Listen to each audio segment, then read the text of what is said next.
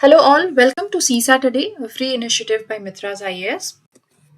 So we are coming up with a series and the aim of the series is to solve one CSAT question a day.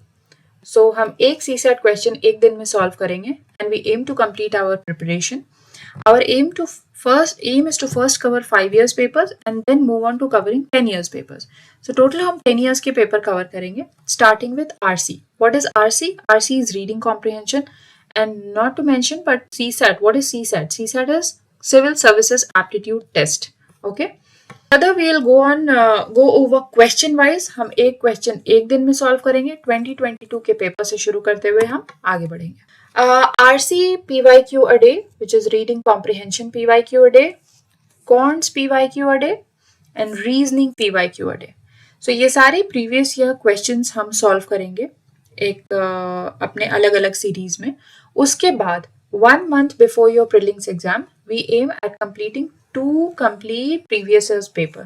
This will help you in complete preparation. ये एक आपका sufficient preparation होगा. Sufficient enough रहेगा ये आपके paper clear करने के लिए without burdening you. Okay.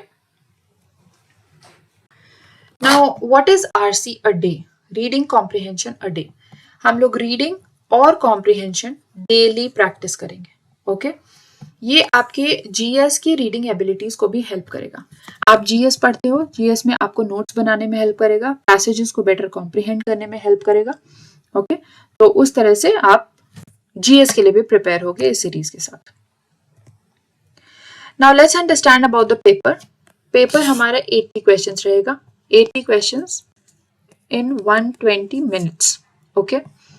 एक सही question will earn you 2.5 marks. One wrong question will take away 1/3 marks. इसका मतलब एक क्वेश्चन 2.5 मार्क्स का है और नेगेटिव मार्किंग है 1/3. ये एक क्वालिफाइंग पेपर है. क्वालिफाइंग पेपर से हमारा मतलब है आपको 33% मार्क्स लाके ये पेपर क्लियर करके मेंस में जाना है. 33% मार्क्स का मतलब है 67 मार्क्स. ओके आउट ऑफ 200 में से आपको 67 लाने हैं. अकॉर्डिंग टू आवर कैलकुलेशन 200 में से 67 लाने के लिए आपको 27 to 28 क्वेश्चंस विदाउट एरर करना है. ओके ये करने के लिए आपको 40 to 45 क्वेश्चंस ऑप्ट करने हैं with good accuracy. Okay so 45 questions will give you 112.5 marks. Okay we will be in a good position to clear the paper. RC क्या करता है? RC test the ability to comprehend. Okay reading आप कर लेते हो, reading आपने कर ली, but क्या आप उसको कॉम्प्रिहेंड कर पाए, वो RC आपका टेस्ट करता है. और अगर आप हिंदी मीडियम से भी हो तो no need to panic because ये क्वालिफाइंग पेपर है और with discipline, consistency and practice it is very much achievable. Okay हमारा टारगेट है 100 मार्क्स ऑब्टेन करना. 100 मार्क्स के लिए I would suggest you aim 45 questions with good accuracy. Now पूरे RC के पेपर, पूरे सीसैट के पेपर में 80 क्वेश्चन है, उसमें से 29 to 30 आरसी के पेपर है.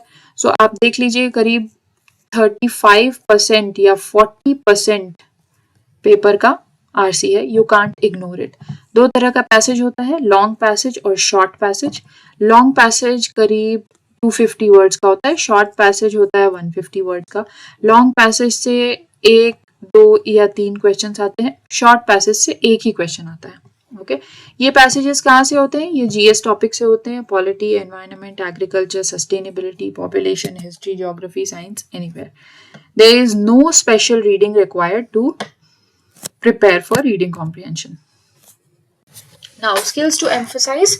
We have to make sure that we mindfully maintain our speed and accuracy. अगर आप सिर्फ स्पीड पे ध्यान देते हो और आप 60 क्वेश्चन सॉल्व कर देते हो, 60 में से आप 30 करेक्ट करते हैं, 30 रॉन्ग करते हैं, still you will fail. Do your calculations later. Okay, so it is very important that you choose your questions wisely, maintain your accuracy and then go ahead with the paper. Assessing and improving vocabulary. Vocabulary build करने का कोई shortcut नहीं है. Whenever you encounter a difficult word, make a note of it. Try to use it in your GS answer writing. That's how you'll increase your vocabulary.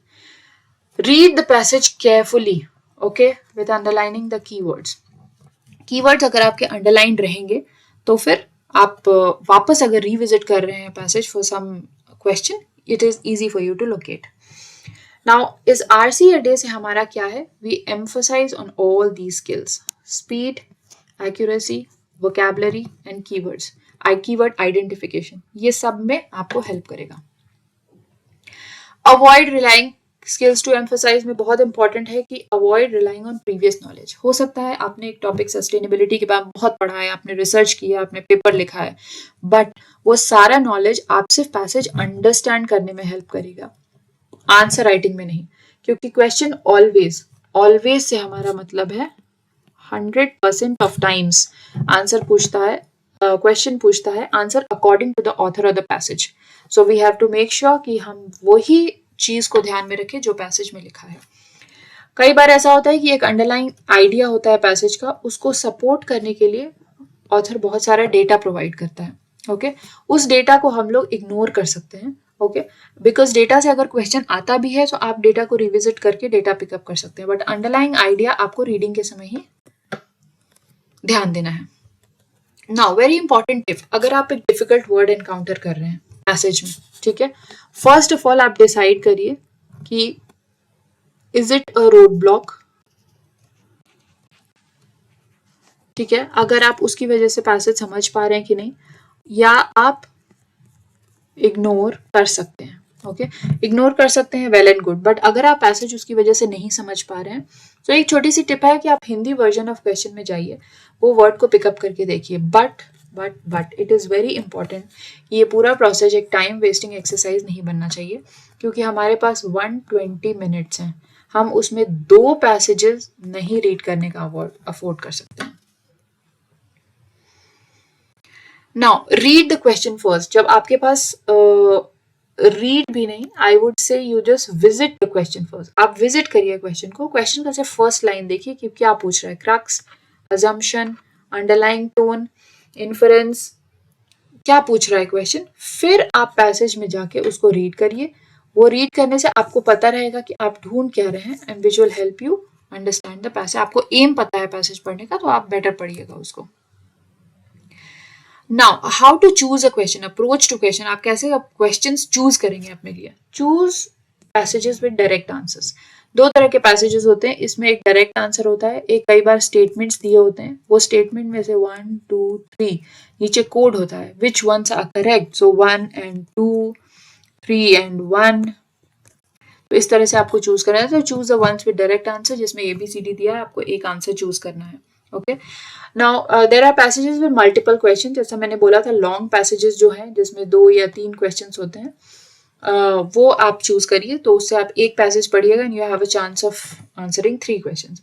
ये जो NAAC है selection का, ये आपको हमारे RCA डे के थ्रू के process में आप you will get better in this. Okay, now elimination technique. This is a very important technique and I am sure you have been using it, but there are some things that you can eliminate clearly while answering the question. Now this is extreme. Okay, extreme statement क्या होता है. Example मैं आपको देती हूँ कि passage में लिखा है कि most children do not read these days. Okay, answer में लिखा है all children do not read today.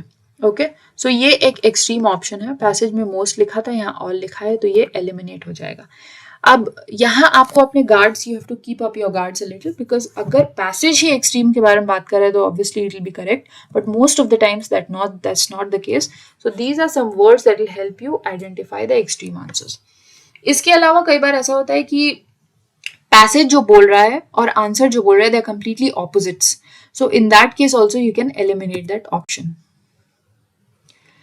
Now this we already discussed. जो भी आपकी external knowledge है वो answering के टाइम आप बिल्कुल नहीं यूज करिएगा. जो भी आपकी knowledge आपने GS से acquire किया है उस passage के बारे में, that will only come handy in understanding the passage. Okay. Types of questions: assumption, purpose, inference, main idea, implication, assertion, corroborate, crux, corollary, conclusion. These are some types of questions. So inference क्या होता है? Inference कभी भी directly नहीं लिखा रहेगा passage में। Conclusion पकड़ने की ये कुछ वर्ड्स होते हैं, thus, therefore, hence, so। Conclusion हमेशा पैसेज के एंड में नहीं आता है, कभी कंक्लूजन बिगिनिंग में लिखा होगा, बाकी पैसेज में उसको सपोर्टिंग डेटा दिया होगा। So you have to be careful about identifying the conclusion. Assumption क्या होता है? अजम्पशन वो होता है जो आप डिसाइफर करते हैं गिवन इंफॉर्मेशन से। Okay, now apart from RCA day, reading good RCA day तो हम करेंगे ही every day, but apart from this, reading good GS articles, it is advisable to go ahead with Hindu and Indian Express. इस तरह के newspapers और magazines को अगर आप फॉलो करेंगे, उसके पैसेजेस को पढ़ेंगे, कॉम्प्रिहेंड करने की कोशिश करेंगे, तो ये आपको दोनों पेपर्स में हेल्प करेगा। Continuously build your vocabulary.